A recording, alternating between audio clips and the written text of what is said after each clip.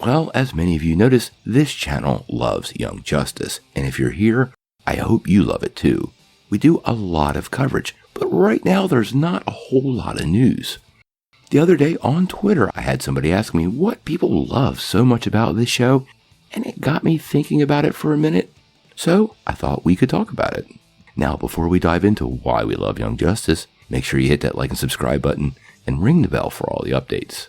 Also, don't forget about the big giveaway. We got this PlayStation 5 to give away at 25,000 subscribers. All you have to do to get in on the giveaway is be a subscriber and leave us a comment. Also, don't forget about the Buy Me a Coffee link down below. It's a great way to support this channel, all while not creating any kind of reoccurring obligation.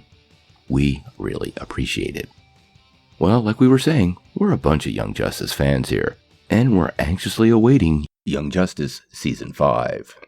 Now, if you've been following me for a while, you know our Young Justice fandom goes way back to the Keep Binging Young Justice hashtag, which eventually spurred on the renewal of Season 3 and has brought us to Season 4. Fans love this show, and I thought we could take a couple of minutes to maybe talk about what connects fans to the show.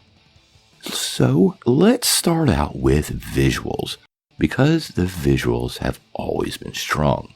Great detail is given to these characters on this show, and that's no more apparent than in the visuals. The animation, the cinematography, and the general sense of familiarity completely binds this show together. Yes, the animation style has changed slightly over the seasons, but it is consistently strong.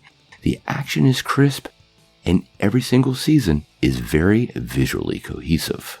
Not only that, they also do the little things visually to tie it all together and make it feel very real world. I guess the best two examples of this might be the episodes of Hello Megan, or even the Reach energy drink commercials, which for me almost places the viewer inside Earth 16. Like being a participant in the show rather than a regular viewer. Another distinct advantage is the visual tone of the show. There's no animated series, superhero or not, that can possibly succeed without a distinctive visual tone. Greg Weisman and Brandon Vietti work closely with the lead character designer, Phil Barassa, and they have absolutely crafted a unique look and feel for every character. Between the Young Justice team, the Justice League, the villains, and the assortment of other characters, Barassa and his team of artists had their work absolutely cut out for them. And they hit a grand slam. Believe it or not, the team has designed almost 300 unique characters for the show. The realistic nature of these visuals has made the show feel more, well, not just real, but movie-like and more connective to the audience, even helping you feel the stakes. Now, probably the strongest aspect of the show binding itself to its viewers is the storytelling. The storytelling of the series, and honestly the serial nature of the show, was turned into pure advantage by the development team for Young Justice. They do a stellar job of avoiding common traps, tropes, and pitfalls that typically crush many shows early in their run. The show is about the characters, first and foremost. These characters develop, and not just have adventures developed, they actually grow. Ironically, a lot of the characters on the show remind me of Spider-Man and Peter Parker, which is pretty interesting since Greg Weisman also worked on the spectacular Spider-Man animated series, which is loved by fans in a very similar, passionate way. Young Justice actually captures that world outside your window that Stan Lee over at Marvel talked about so often. It's Peter Parker's story we're following, not Spider-Man. Peter just happens to be Spider-Man. It's really the same with Young Justice. We are much more connected with Dick, Roy, Megan, and Connor than Robin, Speedy, Miss Martian, and Superboy. This helps make the core team all very relatable teenagers. I mean, let's be real. They are the Breakfast Club of superheroes.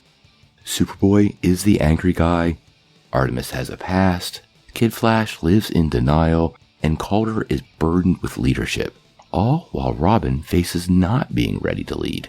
That disappointment we all experienced as a kid when you were told you were not old or big enough is exactly what's holding Robin back and what we're connected to.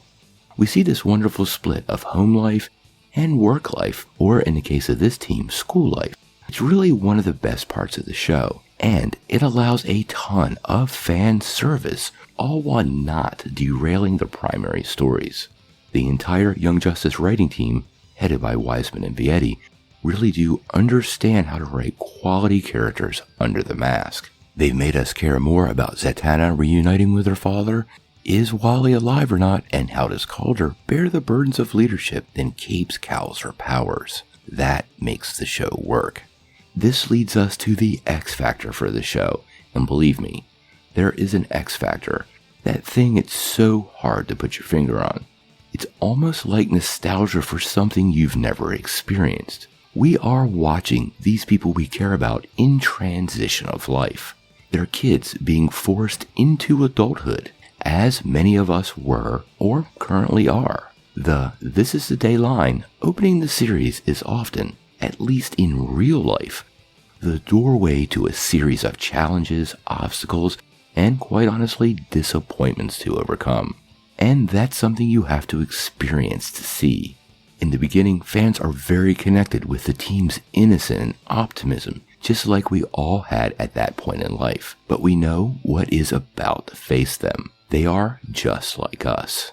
The challenges of the world are upon them, and we hope, like we hope for ourselves, that they have the strength to overcome them. It's this personal connection that allows us to identify with various team members and make ourselves feel like we're part of the show and have some real stakes.